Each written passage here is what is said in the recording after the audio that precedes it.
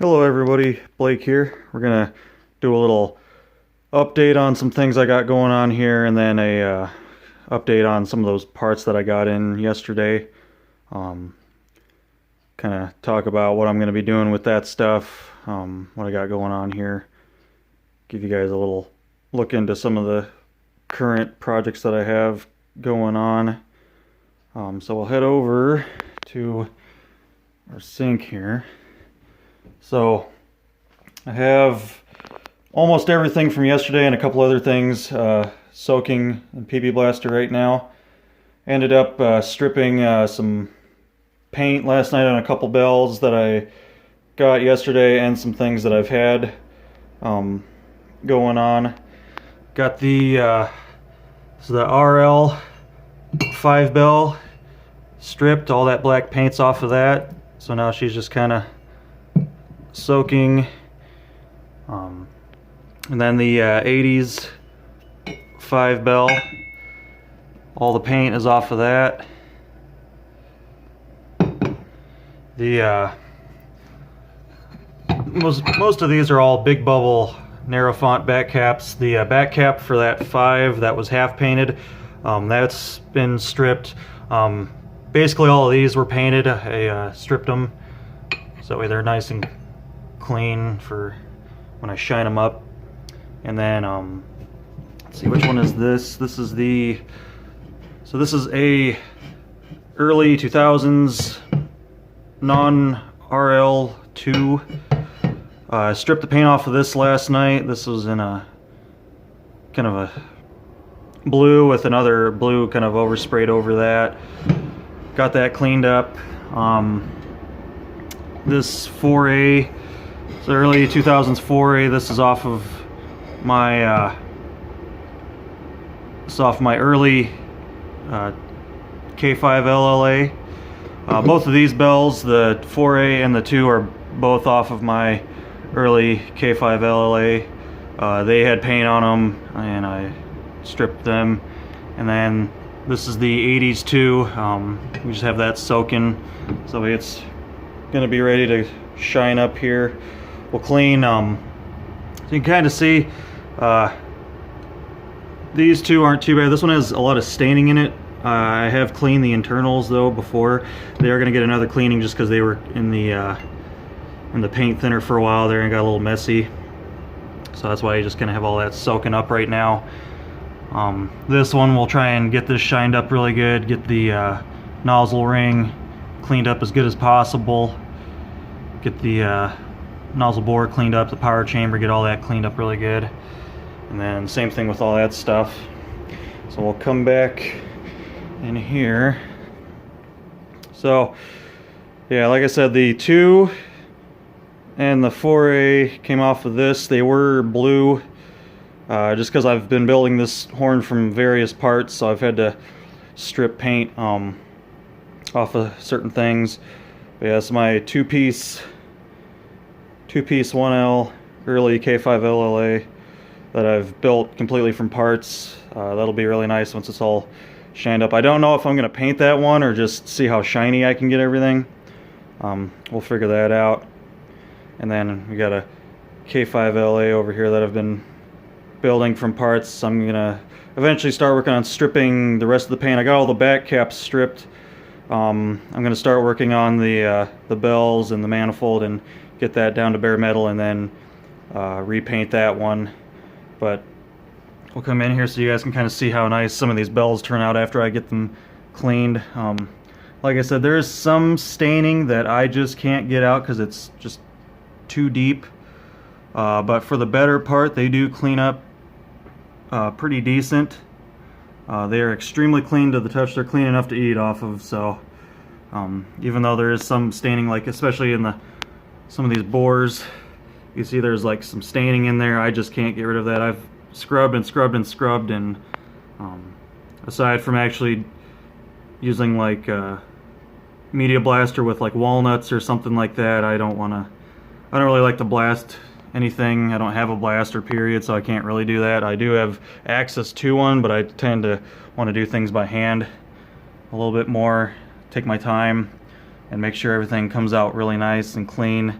nothing gets damaged in the process. So that's that. Then for stripping parts, I don't do anything too fancy. I use clean strip lacquer thinner. There is another product that I use from them. Sometimes it's a little bit thicker, goopy stuff. But some of this, like on some of these parts, that original railroad paint is kind of hard to get off. If something's been just spray painted, it's not too bad. Basically, I just have a container full of lacquer thinner. I'll soak the part in there. And I'll just use like a bristle brush like this. Scrub the part. Not too worried about putting fine scratches on the outsides of the bells, because I'm going to wind up kind of giving them a brushed aluminum look when I use these Scotch-Brite pads. These are just the normal Scotch-Brite pads that you can pick up anywhere, basically. And I use these inside and out. I never worry about these scratching the nozzle ring. I've used them on basically all my horns, and I've never had any issues. These actually work really good for getting a lot of the really hard caked on crap on some of these bells. Gets them really clean. This plus a mixture of PB Blaster. I soak the bells in PB Blaster, and then as I'm cleaning them, I'll continue to spray them in PB Blaster while using this. Scrub everything inside and out really good until I can get it as shiny as possible. And then to get all the residue of the PB Blaster off, I go back and I use the Platinum 4 times more grease cleaning power. I use that stuff. I'll basically get the bell cleaned up with the PB Blaster and the Scotch-Brite pads, and then I'll rinse it off. I use really hot water the whole time. Rinse it off, and then with the sponge that has basically the same scratchy side as the Scotch-Brite pads there, I'll give it a whole nother round of the same cleaning inside and out. Very durable and everything with that stuff. And then I'll give it one final rinse, and then the part is cleaned good enough for my standards. It's a little over excessive. I could just do the PB Blaster and the Scotch-Brite and then just give it a good rinse, but I like to use the Dawn to get all of any residue or anything that's gotten on it. And then after all that's done, I'll even go back with some lacquer thinner that I have over here in my little container, and I'll take Q-tips and I'll clean out I'll clean out the inlets. I'll come in from the inside, go down, clean it all out, and I'll keep swabbing it out and checking it with a light to make sure that there's no buildup left in the inlet area, because I want to make sure once I put air to these, no particulates are going to come through and start to attack the nozzle ring or the diaphragms.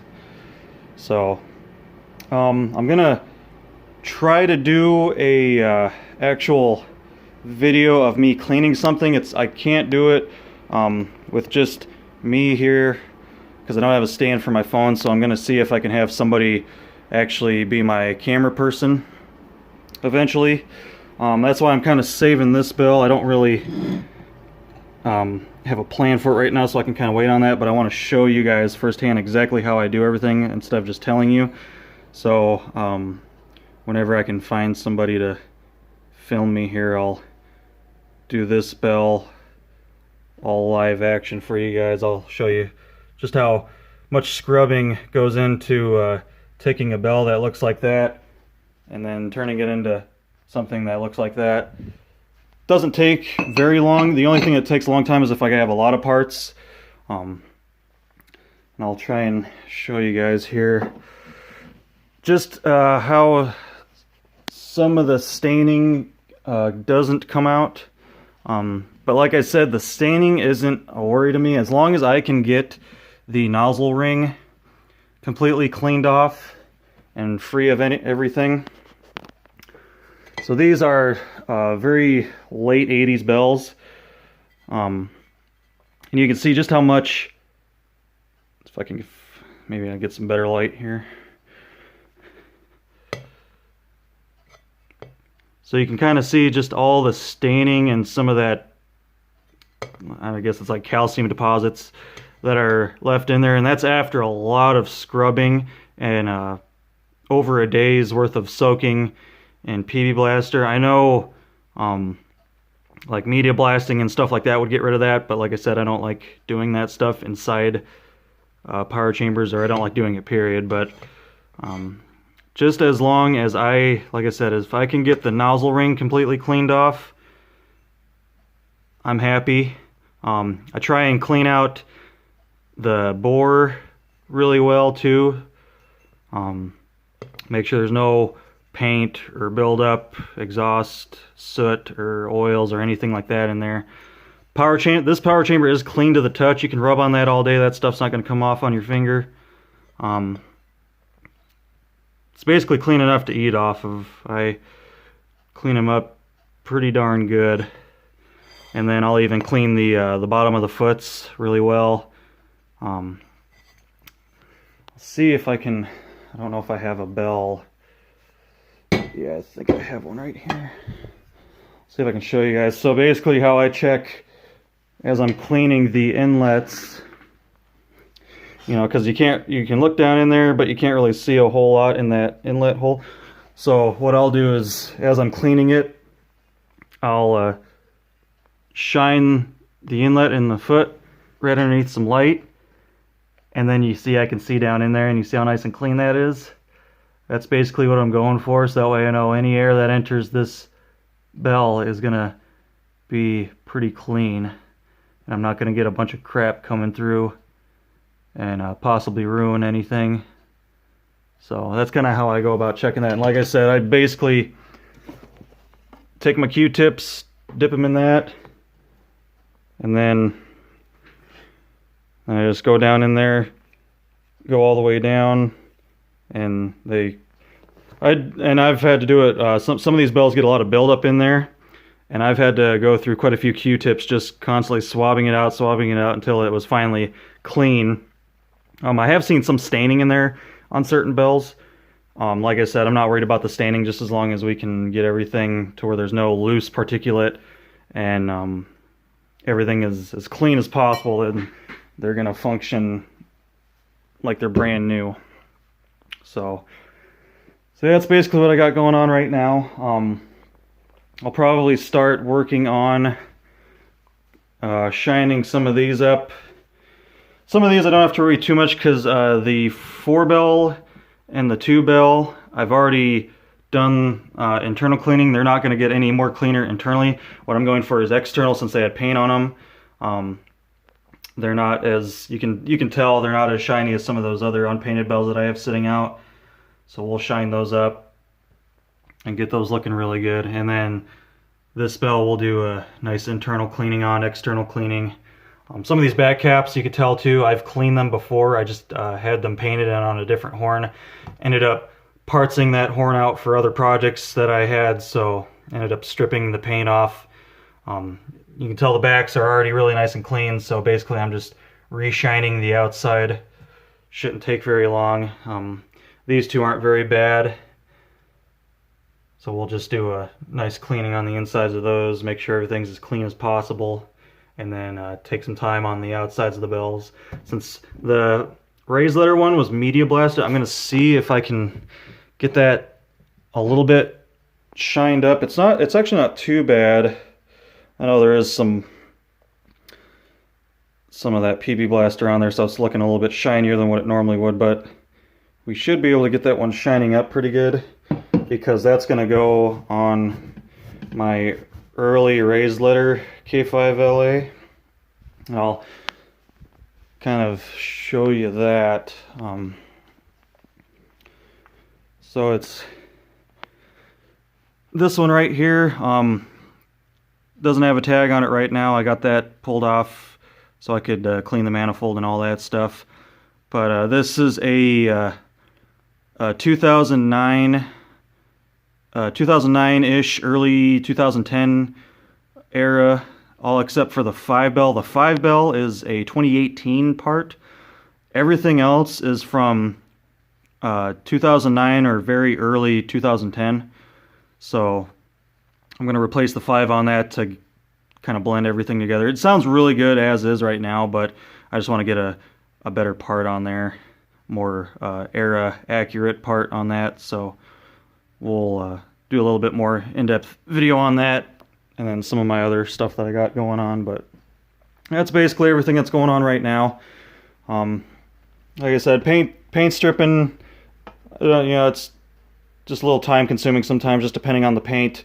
Like these back caps have, these are late 80s Big Bubble narrow font back caps. They have 2 layers of railroad paint. I'm not really sure why they do. You can see there's kind of a, I mean, I think it just kind of traded hands from CSX to Norfolk Southern, because it's got CSX blue is the original, and then it's got Norfolk Southern black on top of that. So paints like that tend to take a little bit longer, especially if I'm using just the lacquer thinner. I can't remember the name of the stuff that I use, and I don't have a jug of it right now, that other stuff that I was telling you guys about. But that stuff is very goopy. Sometimes I'll use this stuff without gloves. I would advise always wearing gloves, because this stuff really dries out your hands and makes your skin feel weird. But I can get all this paint off with this stuff.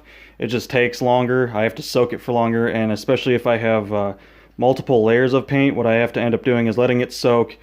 It'll attack the first layer of paint. I'll scrape it all off with my brush, and then I'll let it soak to get the rest of it off. I had to do that with a couple back caps yesterday, just because they still had original railroad paint on it. So that stuff they put that stuff on pretty good. Some of their other paints on there get pretty, they can withstand a lot. They're meant to hold up to quite a bit. So when it comes time to stripping them, sometimes it takes a while, especially the primers. Their primers can get pretty thick on there. So, but yeah, that's basically how I clean stuff. Like I said, I'll try and find somebody to help me out so I can actually do a live action for you guys of watching me actually clean a part, and not just me telling you how I clean a part. But I mean, everything's pretty straightforward. Soak it in PB Blaster.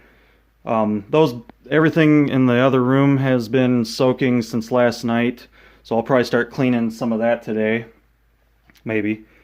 And then Scotch-Brite pads, I use these all the time. I love them. If you're going for a completely unbothered aluminum look, like this bill actually has some of that. You can actually see just the pure shininess of it poking through the paint. Not a lot of scratching or anything compared to like the brushed aluminum clean that I kind of do. I would advise not using Scotch-Brite pads, because like I said, that does do that kind of brushed aluminum look on there. I'm not too worried about getting shine like that, although I am going to go back and see if I can take this finish and with some 0000 steel wool, see if I can shine it up really good. Like I said, I'm not too worried if there's still going to be that kind of brushed aluminum look, but if I can shine that up a little bit more with this stuff, that'll be cool. I'm not going for like perfect chrome looking stuff, because then if I make it too perfect, then I'm never going to want to touch it, because I'll always be afraid of ruining the finish. So if it still has a shiny yet serviceable finish, I'm pretty happy with that. Or some of these, like I said, some of them are getting painted, so I really don't care what it looks like, just as long as the bell itself is completely clean for painting. So that's kind of some of the stuff I'm messing around with right now. So there's a little update for everyone, and then we'll just kind of get some stuff done, and then I'll probably do video next weekend or something. But till next time, guys, take care.